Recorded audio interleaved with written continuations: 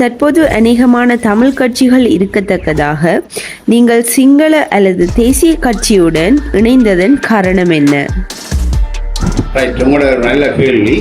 உதாரணமாக இதை நீங்கள் பார்த்தீங்கன்னா தெரியும், யுத்தம் முடிந்து சுமார் 15 வருடங்கள் ஆகிவிட்ட போதிலும் எந்த ஒரு அரசியல் கட்சி, எங்கள தமிழ் கட்சிகளாவது மக்களுக்கு ஏதாவது நன்மைகளை செய்து கொண்டிருந்தார்களா?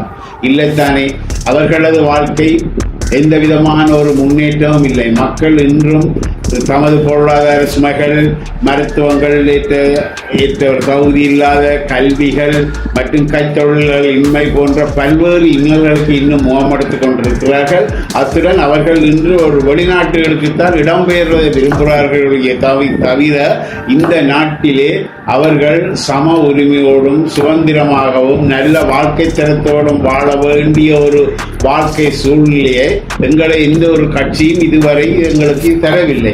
ஆனால் இன்றைக்கு வந்திருக்கின்ற புதிய அரசாங்கத்தில் இருக்கிறவர்கள் உங்களுக்கு சம உரிமை தாரோம், மற்ற மக்களை போல உங்களை நாங்கள் நடத்துகின்றோம், உங்களுக்கு தேவையான எல்லா அபிவிருத்திகளையும் செய்து தருகின்றோம் என்று கேட்டபடியால் ஏன் நாங்கள் அவருக்கு ஒரு சந்தர்ப்பம் கொடுத்து அவர்களை கரங்களை பலப்படுத்தி நாங்களும் அவர்களோடு இணைந்து எமது பகுதியை நாங்கள் ஒரு ஊழலற்ற நல்ல நிர்வாகம் ஒன்றை உருவாக்கி மக்களுக்கு சேவை செய்கிறதை ஏன் நாங்கள் விரும்பக்கூடாது? அந்த ஒரே காரணத்துக்காகத்தான் நான் இந்த தேசிய கட்சியுடன் இணைந்து இந்த தேர்தலிலே போட்டியிட வேண்டியிருக்கிறேன்.